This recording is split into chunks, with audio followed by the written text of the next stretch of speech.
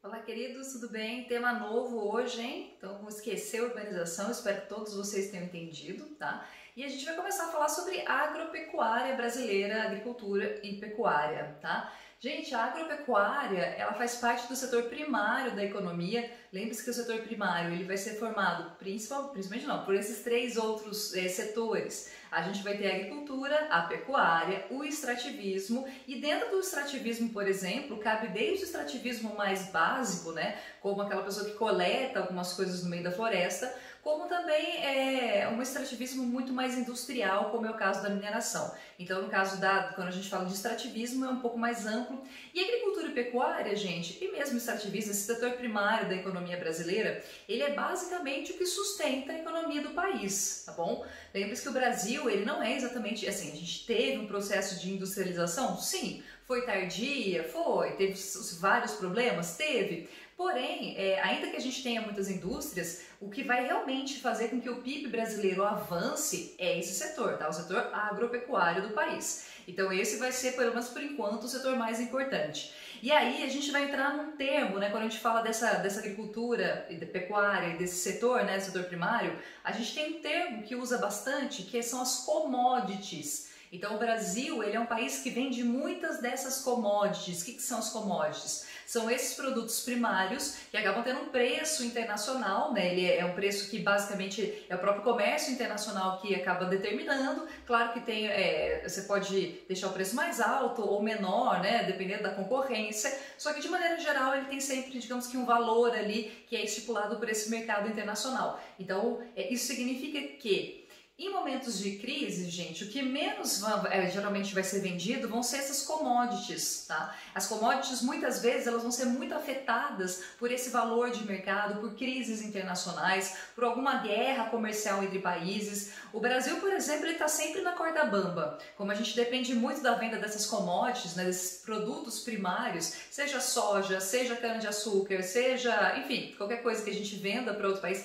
minério de ferro, que a gente vende bastante, se você tem, por exemplo, uma guerra comercial entre China e Estados Unidos, que a gente está meio que vendo isso já faz alguns meses, essa guerra comercial, às vezes ela pode trazer vantagens para o Brasil e às vezes ela pode trazer desvantagens. Tudo depende da forma como o Brasil leva. Mas, no geral, você depender dessas commodities nunca é muito bom, tá? Porque, como eu falei, em momentos de crise, o que sempre vai ser afetado com muito mais, como um peso, como, digamos que o valor de mercado desses produtos já não são tão altos, se você tem uma crise mundial que geralmente tem um preço mais jogado lá embaixo, são as commodities, e isso compromete bastante a economia dos países, como é o caso do Brasil, tá bom? Bom, vamos entrar um pouquinho como é dividido, tá, essa agropecuária brasileira, como que ela quais são os tipos de produção que nós temos. Hoje é bem introdutória mesmo, tá bom, para não cansar vocês. Gente, a agropecuária, quando eu falo isso é para ficar mais fácil, mas vocês sabem, né, que a gente está falando de agricultura e pecuária, só para a gente entender melhor, por isso que a gente junta. A agropecuária brasileira, gente, como todo o sistema agrícola, tá? Vamos falar de agricultura especificamente, pecuária um pouquinho menos, mas são fatores, gente, quando a gente fala desse setor primário, principalmente agricultura e pecuária, ele vai ser muito dependente de algumas condições físicas. Quais são as condições físicas ou naturais que favorecem ou dificultam você ter o processo ou a produção agropecuária? O clima. Tá? Se você tem um clima que é muito seco, por exemplo, desértico, ou se você tem um clima que é muito frio, como as áreas polares, isso faz com que a agricultura tenha uma série de dificuldades, ou quase uma impossibilidade. Também entra nisso o solo, se você tem um solo muito arenoso, um solo infértil, né, um solo raso, ou um solo muito formado por rochas, né, que não foi desenvolvido ainda. Então são coisas que dificultam a produção, nesse caso principalmente agrícola. E a questão do relevo.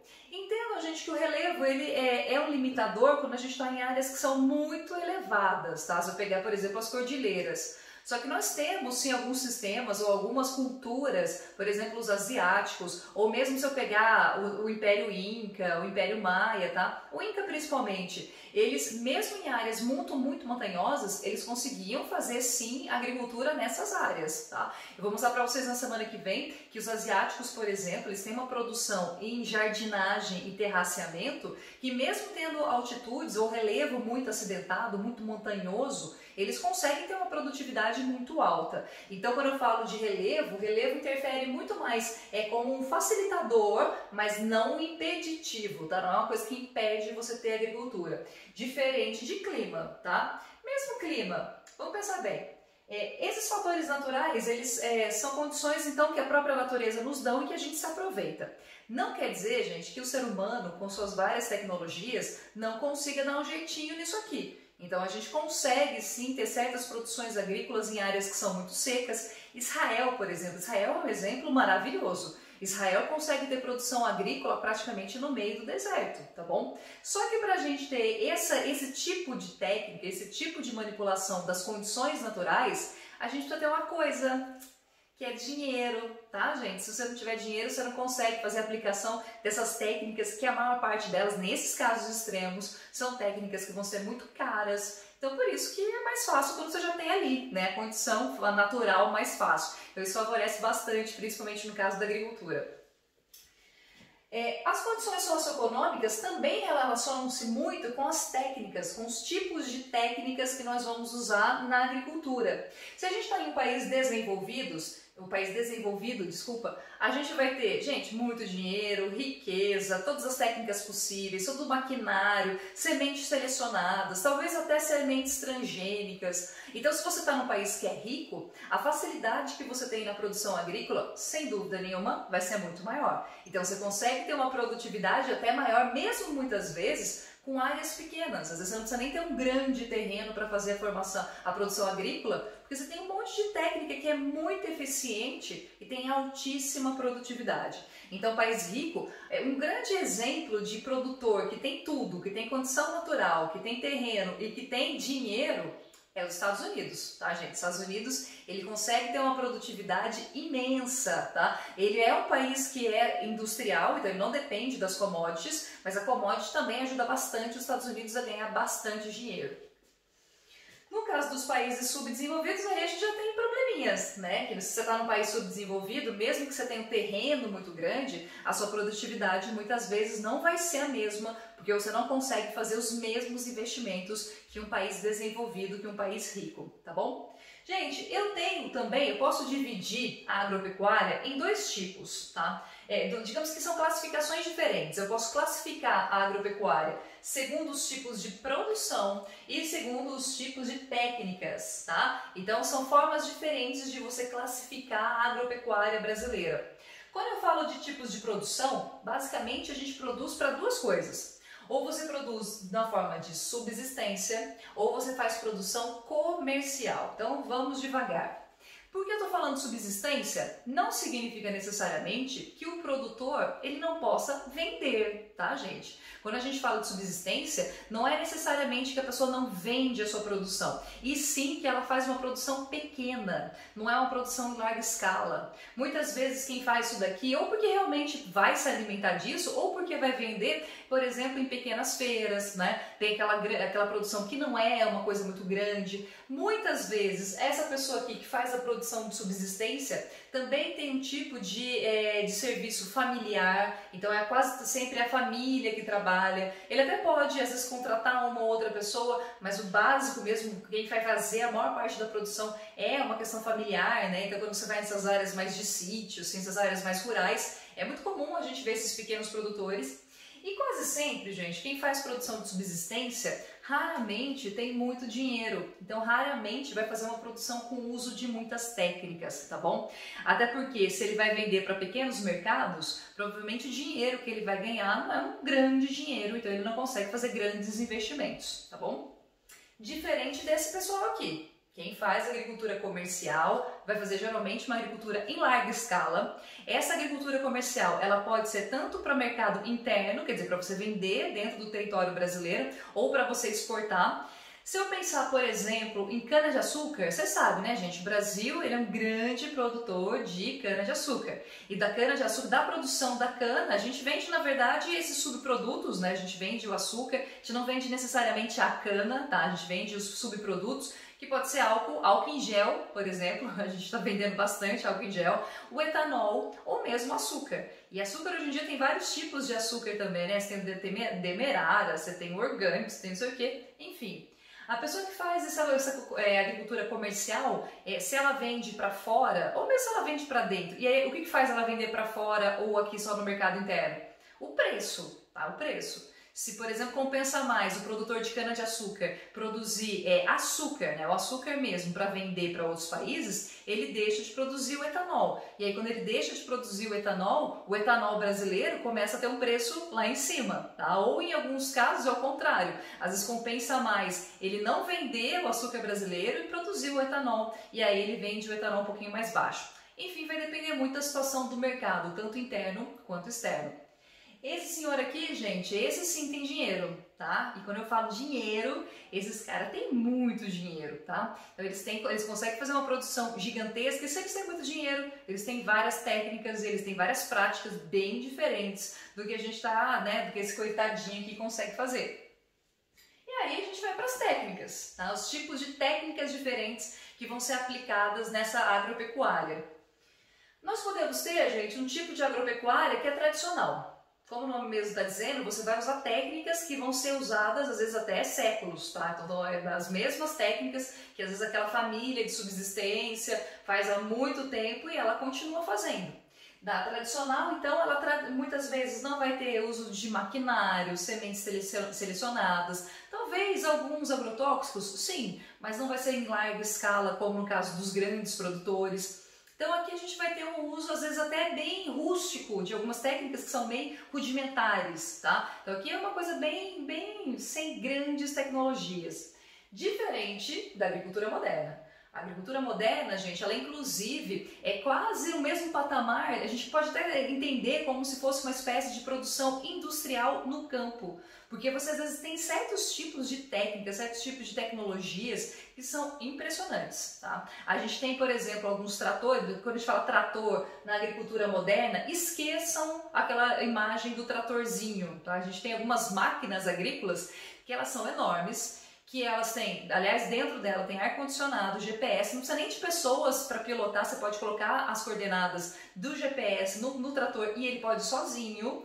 E muitas vezes, gente, essas máquinas, elas fazem várias coisas ao mesmo tempo. Ela faz o arado do solo, ela joga a semente, depois ela vem, ela faz a colheita e às vezes ela consegue inclusive meio que, não vou dizer embalar, mas meio que preparar esse material. A própria cana-de-açúcar, a gente tem algumas máquinas que tiram a cana-de-açúcar, então a gente mal precisa hoje em dia de boia fria, como era no passado, né? Você tinha que tocar fogo, vem o boia fria e corta. Hoje em dia você tem algumas daquelas máquinas, vocês já viram? Que é um funil assim, que fica, né, um negócio que fica girando, não é bem um funil, sei lá como é que chama aquilo, e ele arranca a cana-de-açúcar do solo, ele consegue limpar, então ele tira aquela palha da cana-de-açúcar e já deixa ela meio pré-preparada para depois ser levada para as usinas. Então essas máquinas, gente, elas custam, sim, absurdo, tá? Muito caro. Então para você conseguir ter um cacife desse, claro que você também tem que vender bastante, tá bom? Essa agricultura moderna aqui, ela está muito associada no Brasil com o agronegócio, o famoso agronegócio.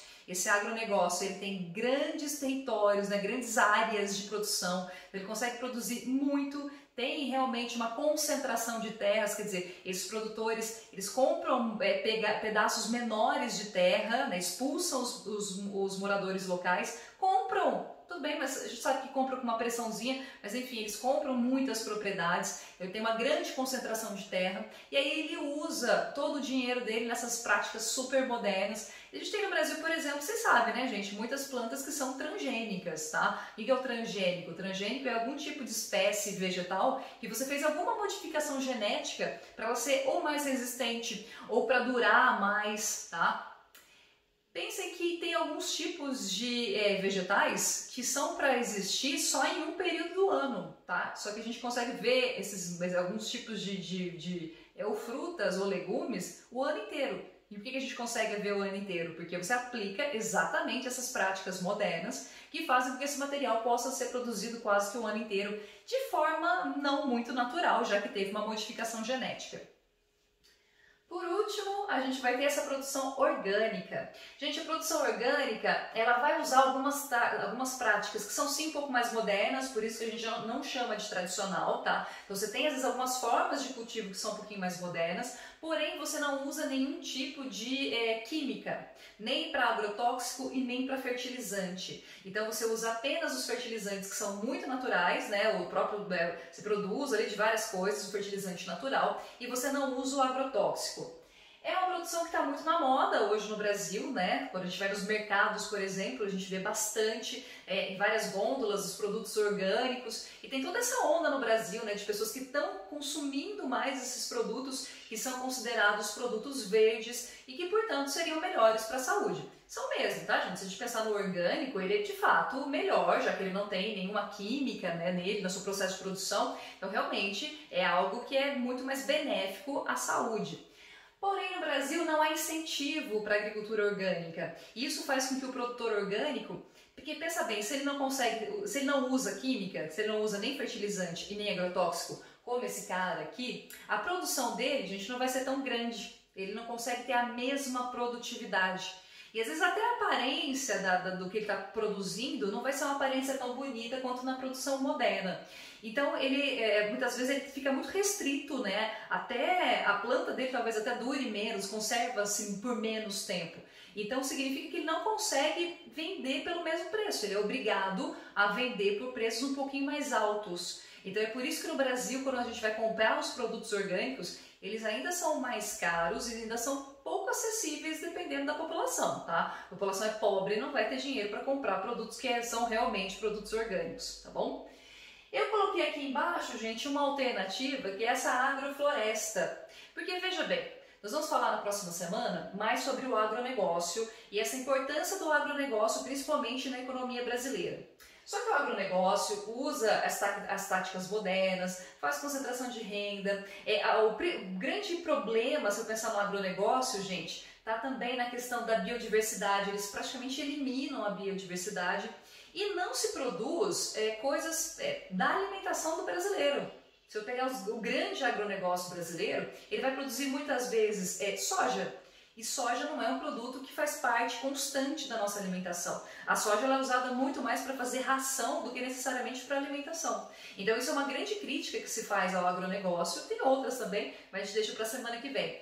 Uma alternativa seria essa agrofloresta. A agrofloresta é uma coisa nova, tá? Ainda está em processo de, digamos, experimentação em alguns lugares do Brasil. O agrofloresta acaba tendo a utilização de mão de obra do campo. Então você acaba trazendo trabalhadores do campo para trabalhar ali, o que significa que é menos gente lá nas cidades, menos gente que não tem muito o que fazer nas cidades e aí vira catador de latinha. Pois então, elas voltam para o campo e conseguem então trabalhar nessa agrofloresta. A gente tem várias pessoas que trabalham aqui. E é uma forma de você ter produção sem você causar grande impacto no meio ambiente, porque você não tem que desmatar, ou você desmata áreas bem menores e aí você faz a produção agrícola nas vieiras, quer dizer, no meio das áreas florestais. Então seria uma forma de agricultura um pouco mais ecológica, um pouco mais limpa e mais sustentável.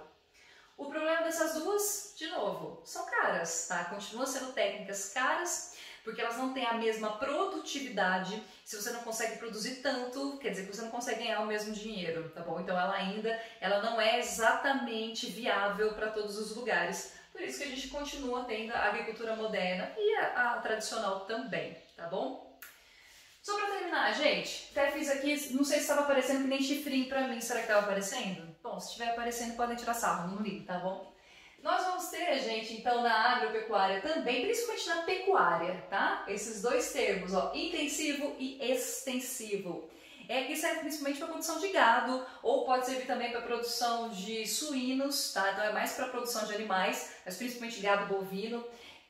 O gado, gente, ele pode ser feito da forma extensiva. Extensiva é o quê? Você pega os boizinhos e solta. Vocês estão livres. Livres, né? Dentro da seca vocês são livres, mas vocês ficam pastando. Então você deixa os animais mais soltos. Você dá uma ração, você até pode dar ração para os animais, mas eles ficam mais nas pastagens, tá bom? Então é um tipo de produção que a gente chama de extensiva. Ela é muito mais utilizada para gado de corte. Então quando a gente come, né, nosso churrasquinho ali, para muitas vezes no Brasil vai ser produzido nessa forma que a gente chama de extensiva.